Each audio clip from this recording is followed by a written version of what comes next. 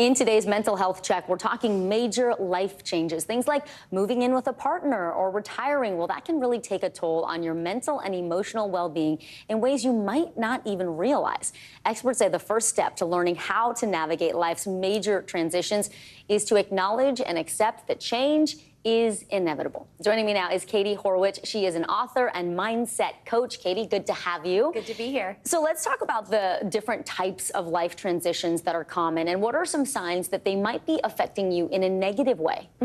So this time of year, there's so many different transitions going on, especially for families. There are graduations. This is a big time where people move. There might be new friendships that are developing in camps or in different work environments. Transitions, good, bad, they're in the air right now. And what can happen is we are creatures of habit. And so oftentimes we want to skip to what happens after the transition. We want to get over it. However, transitions, they're important. They're an important part of the puzzle. And if you skip over it, you run the risk of developing anxiety and negative self-talk around what you are and aren't capable of. You got to be in the moment, embrace the fact that the change is happening, and don't just look to the other side. Don't rush through it.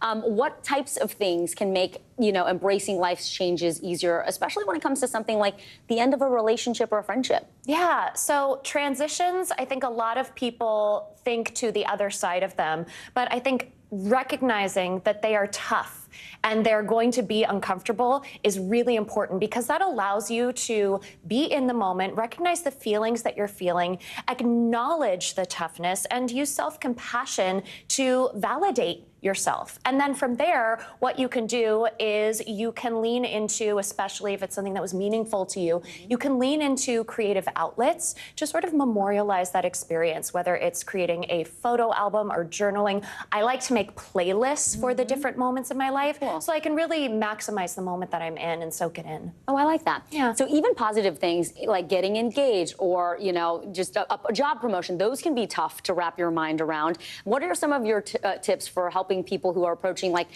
a big transition like that, even though it's positive, but they're maybe nervous or anxious about it? Yeah, so I like to call it your for now normal, that transitional period. You're not quite in your new normal yet, but the old normal doesn't exist anymore. So recognizing that you are in this for now normal. Oh, I like that. And asking yourself, what are my goals? What are my values? What are my priorities? Reflecting on the moment that you've been in and habits that have been helpful and maybe not so helpful. And then asking yourself, how do I want to feel, and what am I willing to do to get that feeling? You don't need to know what's ahead. Just knowing how you want to feel is really important. Something I think a lot of people can relate to is holding on to things maybe longer than we should. Maybe we're sentimental about them. What are your tips to help people let go of something when it no longer serves them? Yeah, as a highly sentimental, highly nostalgic person, it can be a struggle because sometimes we can cling to what once was. But moving forward is not the death of who you were. It's a rebirth of who you are. So you want to acknowledge the experience, recognize that it served you, it served a purpose. Get clear on, again, how you want to feel moving forward. And then I like doing a thank you, saying, thank you so much for helping me. I've got this now.